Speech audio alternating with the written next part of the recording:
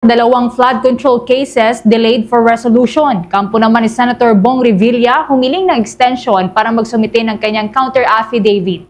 Kaugnayan, may nakalapang report si Bombo Angelo Aganan. Nantala ang pagsisulpa sa dalawang kasong may kinalaman sa umano'y anomalya sa flood control project sa Bulacan matapos humingi ng extension ang kampo ni dating Senador Ramon Bong Revilla Jr. para makapagsumite ng kanyang counter affidavit ayon sa Department of Justice. Sa isang pulong balitaan, kinumpirma ni Prosecutor General Richard Anthony Padulyon na sinama na si Revilla bilang bagong respondent sa dalawang kasong patuloy pa ang iniimbestigahan ng DOJ.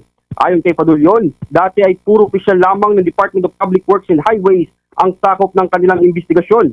Ngunit dahil sa karagdagang ebidensyang isinumite ng National Bureau of Investigation, lumitaw umano ang posibleng pananagutan ng dating senador sa mga proyektong GOES o hindi na isagawa.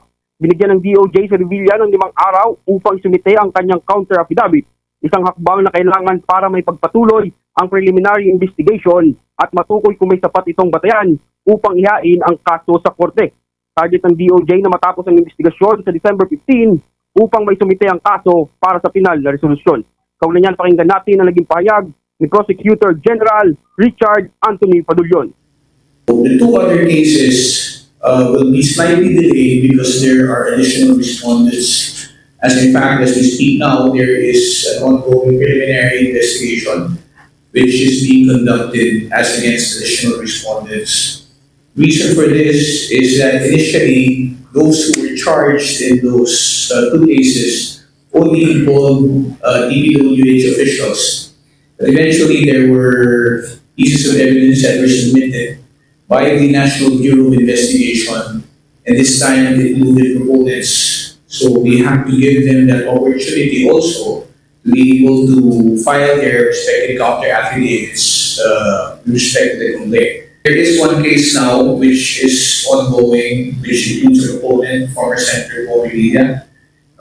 The other respondents mostly are the same DPWH officials, the city engineers, sila Henry Alcantara, Bryce Hernandez, JP Mendoza. Kaugnay pa rin ng malawakang kontrobersya sa flood control project, sinabi ni Padulyon na nagsumite ang DOJ sa the Office of Ombudsman ng rekomendasyon para sa 4 na kaso kabilang ang plunder laban kay dating kongresista Elizalde Saldico. Inaasahan na lamang umano nila ang magiging pasya ng ombudsman bago formal na simula ng preliminary investigation para sa mga kaso nito. Kasabay nito, nakasailalim din umano sa initial evaluation ng DOJ ang ilang contractors na sinasabing sangkot sa mga ghost project, kabilang ang Wawa Builders at Top Notch Construction. Nagain din ng Bureau of Internal Revenue ng hiwalay na tax evasion cases laban sa mga nabanggit na kumpanya.